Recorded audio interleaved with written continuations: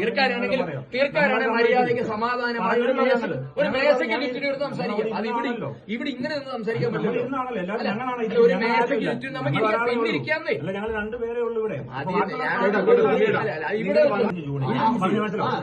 സമയം നമ്മൾ നടക്കത്തില്ല. അങ്ങനെ വീട് വയ്യാത്ത കുഞ്ഞുങ്ങളാണ് അങ്ങനത്തെ മര്യാദ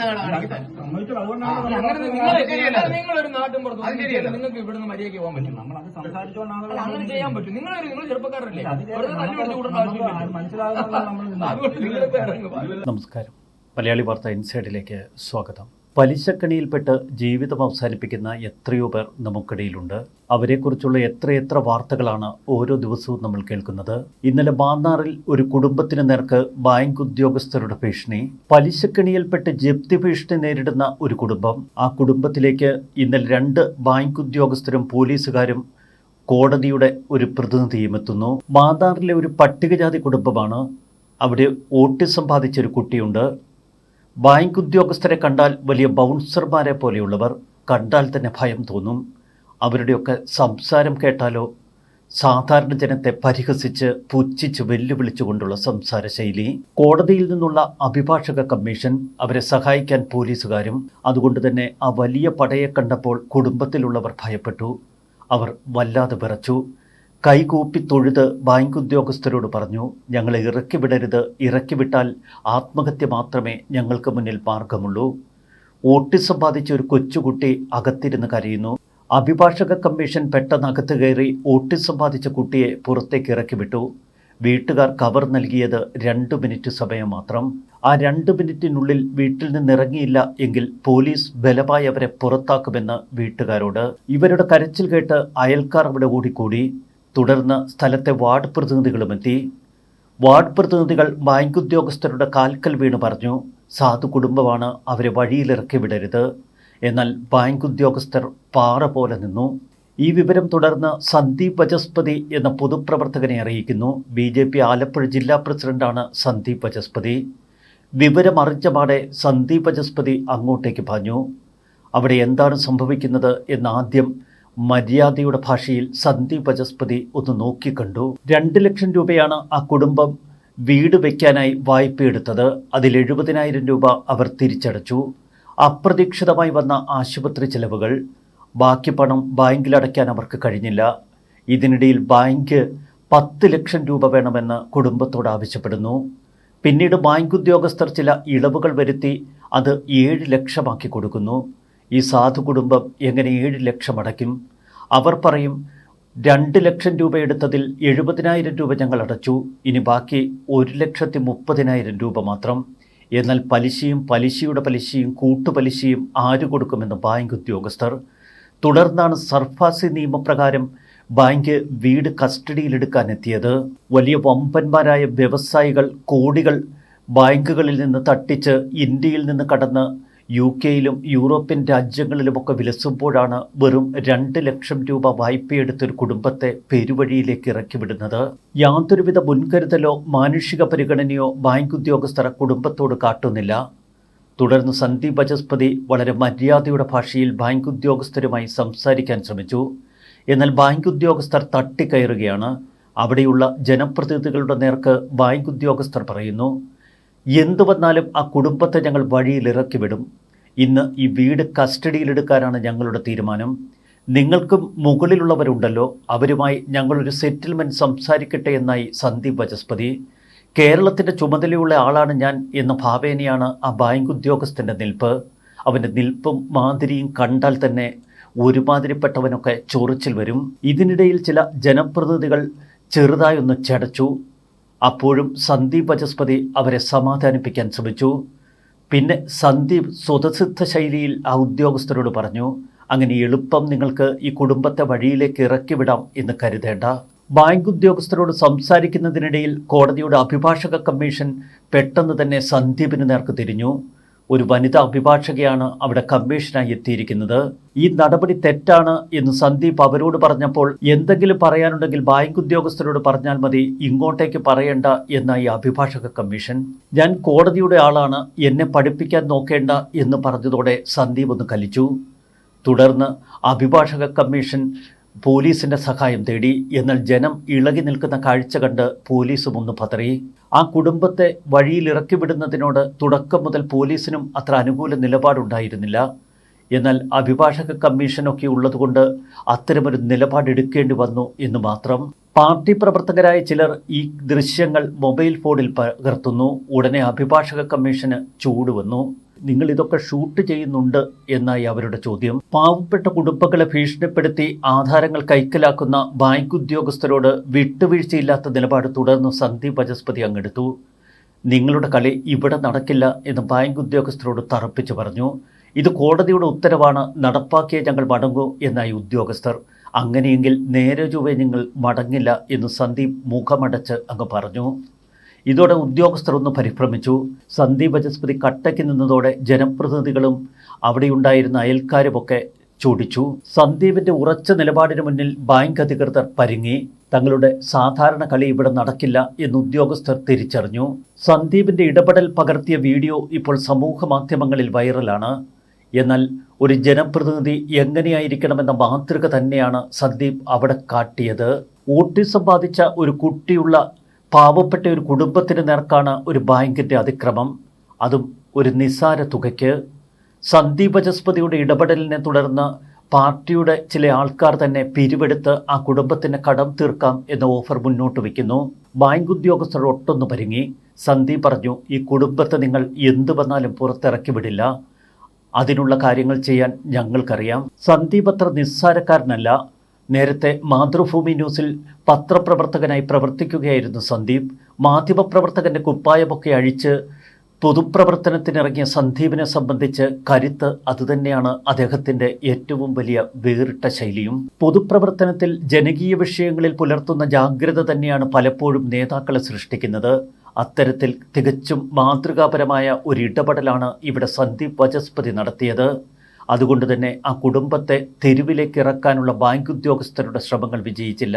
ഇനി ബാങ്കിൻ്റെ പണം, പലിശയും കൂട്ടുപലിശയും ഒക്കെ അവിടെ നിൽക്കട്ടെ, ന്യായമായ പണം പാർട്ടി പ്രവർത്തകർ തന്നെ പിരിച്ചു നൽകുമെന്ന് സന്ദീപ് അവരോട് പറഞ്ഞു. മാധ്യമപ്രവർത്തകനായിരുന്ന സന്ദീപ് വാചസ്പതി ഇപ്പോൾ മുഴുവൻ സമയ രാഷ്ട്രീയ പ്രവർത്തകനാണ്. അടുത്ത കാലത്ത് സന്ദീപ് ഏറെ ജനശ്രദ്ധ ആകർഷിച്ചത് തിരുവനന്തപുരത്ത് പ്രധാനമന്ത്രി നരേന്ദ്രമോദി നടത്തിയ പ്രസംഗം പരിഭാഷ ചെയ്തതിലൂടെയാണ്. അന്ന് ഇന്ത്യൻ പ്രധാനമന്ത്രിയും സന്ദീപിനെ അഭിനന്ദിച്ചിരുന്നു. അധികാരങ്ങളും സ്ഥാനമാനങ്ങളുമൊക്കെ രാഷ്ട്രീയക്കാരെ തേടിയെത്തും, എന്നാൽ ജനങ്ങളുടെ കണ്ണീരൊപ്പാൻ എത്ര പേർക്ക് കഴിയും? പ്രത്യേകിച്ച് ഇത്തരം പ്രശ്നങ്ങളിൽ ഇടപെട്ട് ശക്തമായ നിലപാടെടുക്കാൻ. ബാങ്കുകളുടെ ജപ്തി നടപടികൾ പലപ്പോഴും പാവങ്ങളുടെ കണ്ണീരിലും ആത്മഹത്യയിലുമാണ് അവസാനിക്കുന്നത്. ഒരു കുടുംബത്തെ ആത്മഹത്യയുടെ വക്കിൽ നിന്ന് രക്ഷിച്ച സന്ദീപ് തന്നെയാണ് ഇവിടെ താരം. സന്ദീപ് വാചസ്പതിയുടെ ഈ വീഡിയോയ്ക്ക് താഴെ വെൽഡൺ സന്ദീപ് എന്ന കമന്റുകൾ ഉയരുന്നു. അഭിനന്ദനങ്ങൾ എന്ന് പറയുന്ന ഒട്ടനവധി ആളുകളുണ്ട്. പല ആത്മഹത്യകൾക്ക് പിന്നിലും മനുഷ്യത്വമില്ലാത്ത ഇത്തരം ജപ്തി നടപടികൾ തന്നെ.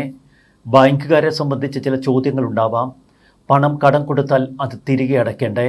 എന്നാൽ പല രാജ്യങ്ങളിലും സാമൂഹ്യ സുരക്ഷയുടെ പേരിൽ വീടുകളിൽ നിന്ന് കടബാധ്യതയുടെ പേരിൽ ആളുകളെ ഇറക്കി വിടുന്ന ശൈലിയില്ല. ബാങ്ക് ജപ്തിയുടെ പേരിൽ വീടുകളിൽ നിന്ന് ആളുകളെ ഇറക്കി വിടാൻ കഴിയില്ല എന്ന് അടുത്ത കാലത്താണ് കേരളത്തിന്റെ മുഖ്യമന്ത്രി പിണറായി വിജയൻ പ്രഖ്യാപിച്ചത്. ആ പ്രഖ്യാപനമൊക്കെ വെള്ളത്തിൽ വരച്ച വര പോലെ കിടക്കുന്നു. സർഫാസി ആക്ട് പ്രകാരം ജപ്തി നടപടികൾ വളരെ ശക്തമായ നിലയിൽ മുന്നോട്ട് കൊണ്ടുപോകാൻ ധനമിടപാട് സ്ഥാപനങ്ങൾക്ക് കഴിയും. ആ ആക്ടിൻ്റെ ചുവട് പിടിച്ചാണ് പലപ്പോഴും മനുഷ്യത്വരഹിതമായ ഇത്തരം നീക്കങ്ങൾ. ഞാൻ ഓർമ്മിക്കുന്നത് 2 വർഷങ്ങൾക്ക് മുൻപ് കൊല്ലത്തെ ഒരു വീട്ടമ്മ എന്നെ കാണാനെത്തിയ ഒരു അനുഭവമാണ്. ഒരു ദിവസം വൈകുന്നേരം 7 മണിക്ക് ഞാൻ വാർത്ത കഴിഞ്ഞ് താഴേക്കിറങ്ങുമ്പോൾ എൻ്റെ ഓഫീസിന് മുന്നിലെ ഗേറ്റിന് മുന്നിൽ കരഞ്ഞുകൊണ്ടൊരമ്മയും മകനും. പൊട്ടിക്കരയുകയാണ് അവർ എന്നെ കണ്ടയുടൻ ചെയ്തത്. ഞങ്ങളിവിടെ കഴിഞ്ഞ 1 മണിക്കൂറായി കാത്തു നിൽക്കുന്നു. നാളെ രാവിലെ 10 മണിക്ക് ബാങ്കുകാർ ഞങ്ങളുടെ വീട് ജപ്തി ചെയ്യും. 6 ലക്ഷം രൂപയാണ് ഞങ്ങൾ അടയ്ക്കാനുള്ളത്. അടയ്ക്കാൻ ഒരു മാർഗവുമില്ല, ഞാനും എൻ്റെ മകനും. ഞങ്ങൾ ഇന്ന് രാത്രി ട്രെയിനിന് മുന്നിൽ തലവയ്ക്കുമെന്ന് പറഞ്ഞ് അവർ പൊട്ടിക്കരഞ്ഞു. എനിക്ക് കണ്ടിട്ട് സഹിക്കാൻ കഴിഞ്ഞില്ല. ഉടൻ തന്നെ സ്റ്റുഡിയോ ഫ്ലോറിലേക്ക് അവരെ കൂട്ടിക്കൊണ്ടുവന്നു. അവർക്ക് പറയാനുള്ളതൊക്കെ അവരുമായി ചർച്ച ചെയ്തു. ആ അഭിമുഖത്തിൽ അവർ പറഞ്ഞ കാര്യങ്ങൾ കേട്ട് നടുങ്ങി. ബാങ്കിലേക്ക് അവർ അടച്ച തുകയുടെ കണക്കും അതിൻ്റെ പാസ്ബുക്കുമൊക്കെ അവർ കൊണ്ടുവന്നിരുന്നു. എത്ര അടച്ചിട്ടും ഒട്ടും തീരാതെ കിടക്കുകയാണ് അവരുടെ കടബാധ്യത. തൊട്ടടുത്ത ദിവസം ബാങ്കുകാർ എത്തും. ഞാൻ ബാങ്ക് മാനേജരെ വിളിച്ചു. ആദ്യം അവർ ധിക്കാരപരമായി തന്നെയാണ് സംസാരിച്ചത്. ആരിടപെട്ടാലും നാളെ രാവിലെ അവരുടെ ജപ്തി നടക്കും. ഞാൻ പറഞ്ഞു, മാഡം, അത് മനുഷ്യത്വരഹിതമാണ്. ആ കുടുംബത്തിന് അല്പം കൂടി ഒരു സാവകാശം കൊടുക്കണം. അവർ പറഞ്ഞു, പലവട്ടം ഞങ്ങൾ സാവകാശം കൊടുത്തു. നാളെ കോടതി കമ്മീഷൻ വരും, ഒപ്പം പോലീസുകാരൊക്കെയുണ്ട്. എല്ലാവരെയും പറഞ്ഞ് സജ്ജമാക്കി നിർത്തി.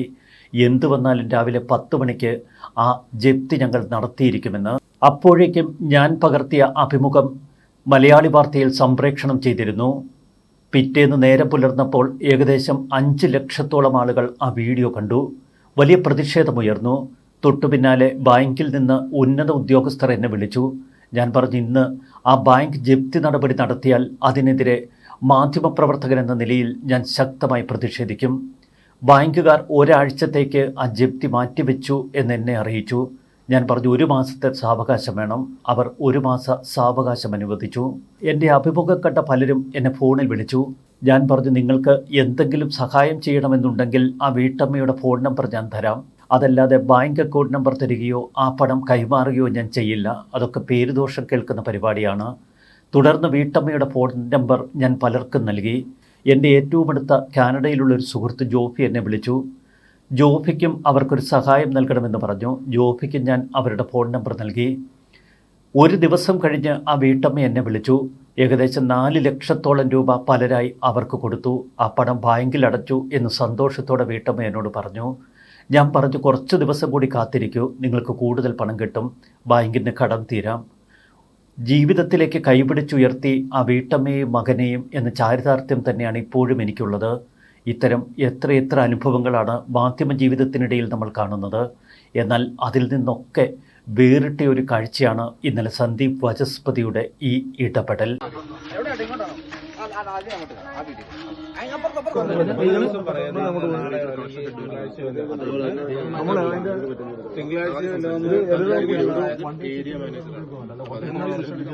അല്ല, അതിന് മേലുള്ള OTS-ന്റെ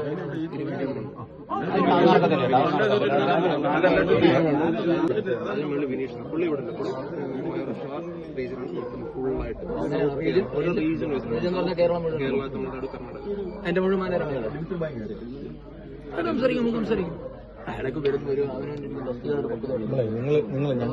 അതവും പൂട്ടി ഒരു വോട്ടിയെ സംബന്ധിച്ച് കുഞ്ഞുള്ള വീട്, പ്രത്യേകിച്ച് ഒരു സമൂഹത്തെ ദുർബല വിഭാഗമാണ്. അവരുടെ ഒരു കമ്മിറ്റ്മെന്റ് സംസാരിക്കാം. നിങ്ങളുടെ സംസാര രീതി ഇന്ന് തന്നെ വളരെ മോശമാണ്. മുഴുവൻ ആൾക്കാരും ഞങ്ങൾ വന്നു, നിങ്ങളുടെ സംസാര രീതി വളരെ മോശമാണ്. ആ ലേഡി തന്നെ സംസാരിക്കാൻ കോടതി പറഞ്ഞ കാര്യങ്ങൾ നടപ്പിലാക്കാൻ പറ്റുന്ന കാര്യങ്ങളാണ്. ജനപ്രതിനിധികളുടെ ആവശ്യം അതവും പൂട്ടി ഒരു വോട്ടിയെ സംബന്ധിച്ച് കുഞ്ഞുള്ള വീട്, പ്രത്യേകിച്ച് ഒരു സമൂഹത്തെ ദുർബല വിഭാഗമാണ്. അവരുടെ ഒരു കമ്മിറ്റ്മെന്റ് സംസാരിക്കാം. നിങ്ങളുടെ സംസാര രീതി ഇന്ന് തന്നെ വളരെ മോശമാണ്. മുഴുവൻ ആൾക്കാരും ഞങ്ങൾ വന്നു, നിങ്ങളുടെ സംസാര രീതി വളരെ മോശമാണ്. ആ ലേഡി തന്നെ സംസാരിക്കാൻ കോടതി പറഞ്ഞ കാര്യങ്ങൾ നടപ്പിലാക്കാൻ പറ്റുന്ന കാര്യങ്ങളാണ്. ജനപ്രതിനിധികളുടെ ആവശ്യം അടയ്ക്കിരിക്കുന്ന 70,000 രൂപ. അപ്പൊ പിന്നെ കമ്പനി ഇത് ചെയ്യാതിരിക്കും. കമ്പനിയൊന്നും വന്നിട്ട് കമ്പനിയൊക്കെ തന്നെ വരുന്നവരൊരു മര്യാദ കാണിക്കും. കഴിഞ്ഞ പ്രാവശ്യം ഇതേപോലെയാണ് ചാരിമോട്ടിൽ ഒരാളിതൊരു തൂങ്ങിച്ചു, എല്ലാവരും കേസ് ഇപ്പോൾ കേസ് പറഞ്ഞാണ്. നിങ്ങൾ അവിടെ നിൽക്ക്, നിങ്ങൾ ഇങ്ങോട്ട് വന്നു കഴിഞ്ഞാൽ ഉടനെ ഇങ്ങനെ വിവരം ഇന്നലെ വന്നിട്ട് പറയണതല്ല. ഇന്നലെ വന്നിട്ട് ആയിക്കോട്ടെ, 5 ഓ 50 ആയിക്കോട്ടെ. നിങ്ങളെ മാന്യമായിട്ട് സംസാരിക്കണം. നിങ്ങൾ ഭീഷണിയുടെ പറ്റി ഇവിടെ സംസാരിക്കാം. നിങ്ങൾ ഞങ്ങളെ അങ്ങനെ ഭീഷണിപ്പെടുത്തി വരട്ടി അങ്ങനെ വീട്ടുകാരുടെ വെറുട്ടും കാര്യങ്ങളൊന്നും ലോൺ എടുത്തവരുടെ വരട്ടിയാൽ മതി കേട്ടോ. ഇതിനെക്കാട്ടി വല്ല മുത്തൂറ്റുകാരൻ വന്നിട്ട് മുട്ടുടക്കി പോയിട്ടുണ്ട് കേട്ടോ. അങ്ങനെ നിങ്ങൾ ഒരു ജപ്തിയും ചെയ്തില്ല ഇവിടെ. ഞങ്ങൾ തീരുമാനിച്ച ഒരു ജപ്തിയും ഇവിടെ ചെയ്യാൻ പോകുന്നില്ല കേട്ടോ. അതെങ്ങനെ ഞാൻ ചോദിക്കട്ടെ, സെറ്റിൽമെന്റ് തന്നോടല്ലോ ചെയ്യേണ്ടത്, തന്റെ മേളിൽ ആൾക്കാരുണ്ടാവല്ലോ, അവരോടല്ലേ ഇതിന്റെ ഫൈനൽ നിന്റെ ഓഫീസിൽ ബാക്കിക്കാരെ വേണ്ടി തീരുമാനിക്കാം. നിങ്ങൾ അവരുടെ പ്രൈവസി ഇവിടെ പുറത്തോട്ട് അവര് വരട്ടെ, അവര് വരുമ്പോ അവരോട് സംസാരിക്കും. അതിനാണല്ലോ ഇവിടെ ഉള്ളവരാണ് ചുമതലപ്പെടുത്തിയിരിക്കുന്നത്. ഇത് തീർക്കാനായിട്ട് നിങ്ങൾ തീർക്കാനാണെങ്കിൽ മര്യാദയ്ക്ക് സമാധാനമായി ഒരു മേശയ്ക്ക് ചുറ്റിനും എടുത്ത് സംസാരിക്കാം. അത് ഇവിടെ ഇങ്ങനെ ഒന്നും സംസാരിക്കാൻ പറ്റില്ല. ഒരു മേശയ്ക്ക് ചുറ്റും നമുക്ക് പിന്നിരിക്കാന്നേ. ഞങ്ങൾ രണ്ടുപേരേ ഉള്ളൂ ഇവിടെ. ഇവിടെ വന്നപ്പോ തന്നെ നിങ്ങളുടെ ലാംഗ്വേജ് ശരിയല്ല. ഞാൻ പിന്നെ അതിന്റെ അകത്ത് നിങ്ങളോട് ഈ നിൽക്കുന്നവരൊക്കെ എടുത്ത വാർഡ് മെമ്പർമാരും വിവിധ രാഷ്ട്രീയ പാർട്ടിയിലുള്ളവരും ഒക്കെയാണ്. അപ്പൊ നിങ്ങൾ ഇവിടെ ഇങ്ങോട്ട് വന്ന് കയറിയിട്ട് വീഴ്ചയുടെ വെറുതൊന്നും വേണ്ട. ഒരു കളവും കൂട്ടത്തില്ല. അങ്ങനൊന്നും ചെയ്തു കളയരുത്. കേട്ടോ, തീർക്കാനായിട്ടാണ് നമുക്ക് സംസാരിക്കാം. വീട് കൂട്ടുന്നത്. അതിനാണ് വീട് കൂട്ടുന്നത്.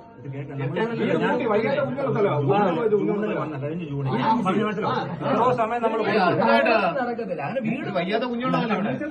അതെന്തൊരു മര്യാദ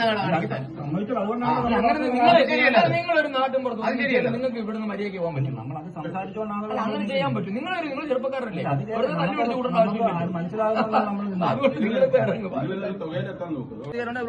അല്ല ഇവരോടല്ല ബാങ്കിൽ